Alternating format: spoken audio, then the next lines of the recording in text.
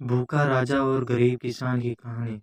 सालों पहले एक नगर का राजा अपने राज्य में रात को अपना रूप बदलकर घूमता था।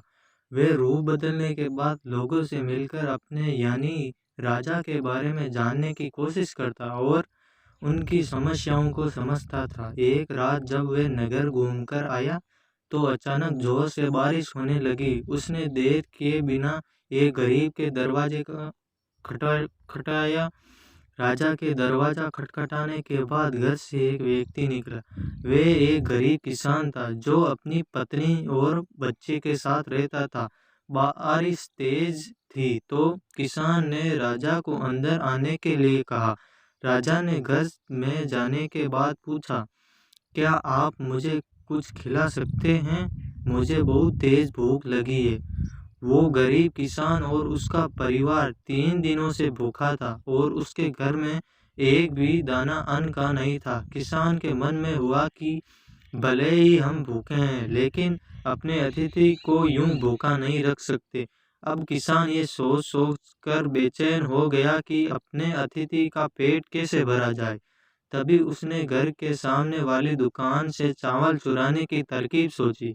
उसने सिर्फ अतिथि के लिए ही 2 मुट्ठी चावल लिया और उसे पकाकर राजा को खिला दिया। तब तक बारिश रुक गई थी और राजा अपने घर चला गया।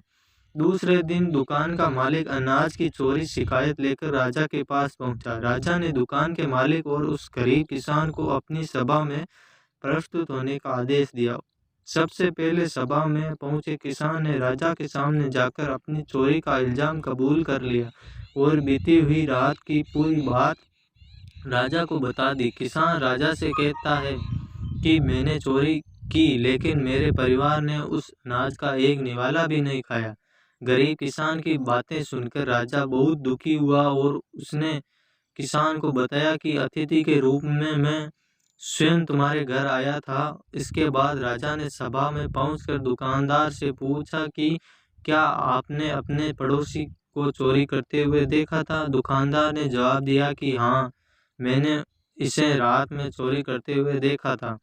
दुकानदार की बात सुनने के बाद राजा कहता है कि इस चोरी के लिए मैं पहले जिम्मेदार हूँ और फिर दूसरा तुम हो, क्योंकि तुमने अपने पड़ोसी को अनाज की चोरी करते हुए देखा मगर कभी उसके भूखे परिवार को नहीं देखा।